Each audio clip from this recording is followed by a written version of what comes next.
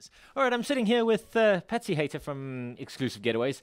Patsy, this should be a fun one. We're talking about the places to go in South Africa if money's no object. So it's not this, you mustn't be thinking about money at all, because some of these might be a little bit pricey, but they're the places that are worth the money as far as we're concerned. And we're getting some advice from Patsy to, what should people be doing in South Africa? Let's start quite broadly.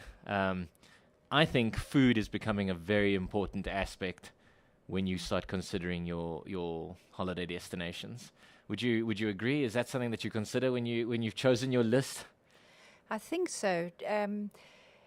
People definitely come out here for our food, and even the safari lodges over the last couple of years. It's hardly this sitting around a fire any longer. It's absolute excellent food served to you, plated food. Right. And Cape Town, the winelands, fabulous restaurants, as I think you know. Yes, devastating living up in Joburg and seeing the list of the best restaurants in the country all being in Cape Town. Joburg in that one. The winelands, we've got some of the top chefs in the world in the winelands. Right. Le Quartier Français has Margot, who's one of the top chefs, Peter Tempelhoff at the Cellars. You really can't beat that. Right, because, and you said there Le Quartier Français, which is obviously one of the big names in kind of exclusive luxury getaway kind of places. Which are the ones that you're recommending? If you're looking for food and top quality food, you can't go far wrong with those with that brand, that name. I think that, Cape Town definitely still Constantia Etzig, even though the property's been sold. Their restaurant, La Colombe, is open. The Cellars Greenhouse, Telegraph, also just outside of Stellenbosch.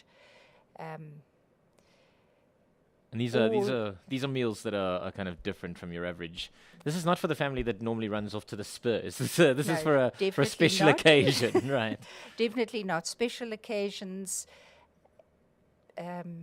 birthdays. But overseas travelers do this daily. They come out here for 10 days and they're eating at a different place every day.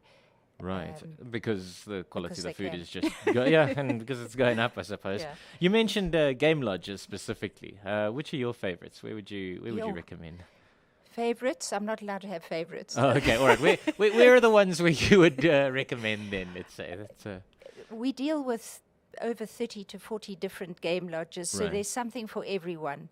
I think depends how much you want to spend, and it doesn't mean, like you started out saying, if money was no object, because the people that have money to spend are very particular about where they would like to go and how they would like to spend it. We can offer people game lodges ranging from 3,000 Rand a night up to 13,000 Rand a night per person. Okay. So if we're saying, what are the exclusive kind of, what do you get at 13,000 Rand a night? What separates that from an average game lodge? At 13,000 Rand a night, you are getting 6-star service. When they say luxury, they mean it. It's authentic art pieces. Many of them have art galleries, boutique shops as opposed to curio shops. The complement of staff would probably be 3 staff, 3 guests to 1 staff member kind of thing. And their ranges, qualifications, attention to detail. And in terms of the actual accommodation themselves, I'm sure there must be quite a wide variety, very wide variety there again. For that, the higher end, you are getting a suite, basically. A large room, large deck, private pool. Can we mention some names? Is that there's some we places can that mention names? Singita, Londolozi, Mala Mala, Sabi Sabi, Ulusaba, many more that are not coming to mind immediately. Right. But these are kind of blossoming up over the last, would you say, decade or so? Because I seem to notice them a lot more than when I was growing up. Certainly, the luxury, the idea of a luxury tented camp or a luxury game lodge wasn't something that we thought about when we were going on holiday. No, they started off sort of as a more authentic experience, and it's now gone on to whatever you would like, you can get. Okay. You know, at the top lodges, I think they reinvent themselves every couple of years as well. You know, spas became what people wanted, so spas were provided. Right. Wi-Fi, of course, now is expected as an additional thing. They have gyms, they have galleries. Right, I can't even get normal cell phone reception in the city, so I'm surprised Wi-Fi in the middle of nowhere is an well, option. always out on a game drive on top of a hill, you'll get a signal. Yeah, well, that's nice to know. I suppose at least there's somewhere in the country that gets a signal. And in terms of experiences, I'm sure there must be, sort of rare and different experiences, unique things that people can do at some of these top establishments. They would do almost anything for you. There's you can do hot air ballooning from some of them. Interbenny's Legend Golf Resort has a 19th Yes, hole that's the one that you play off the cliff. Fly in a helicopter up to the tee off.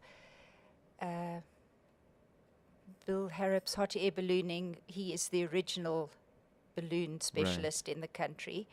And a great experience.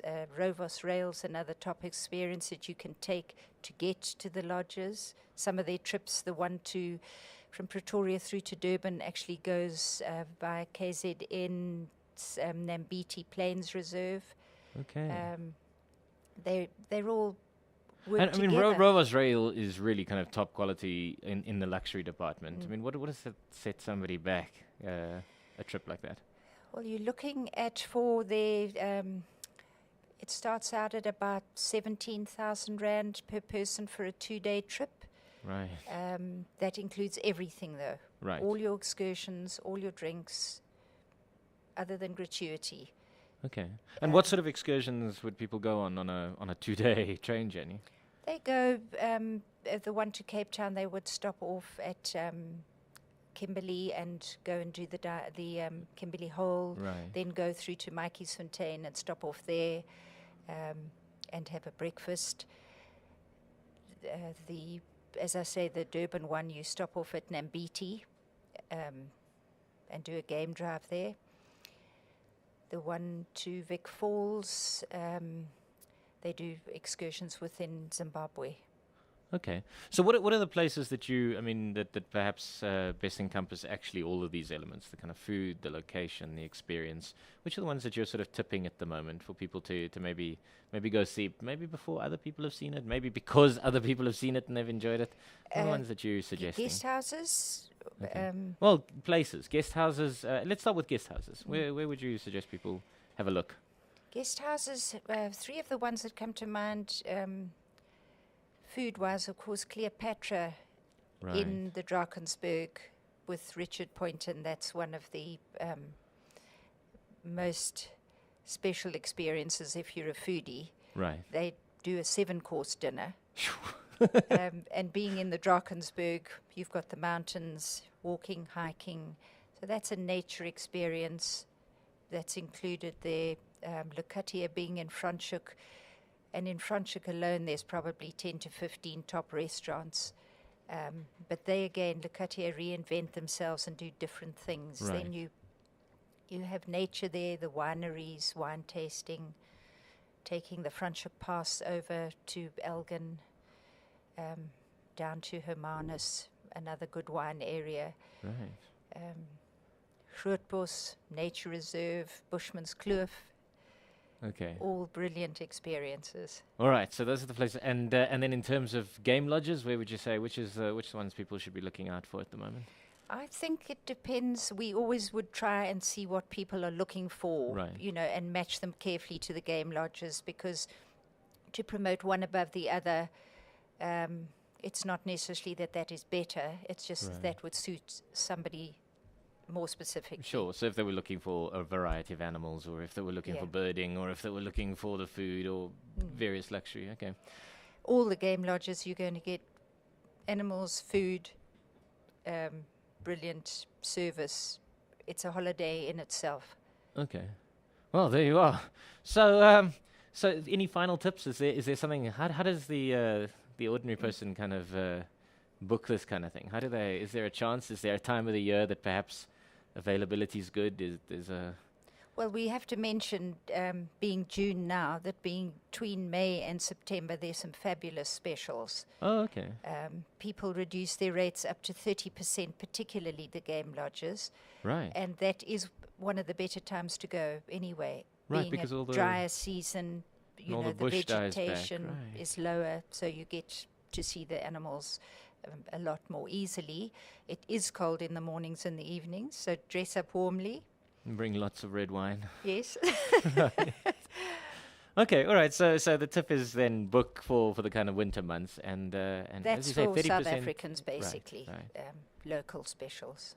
Right. Okay. Well, there you are. And if people want to try and book for some of these lodges and things, you've got a lot of them on Exclusive Getaways.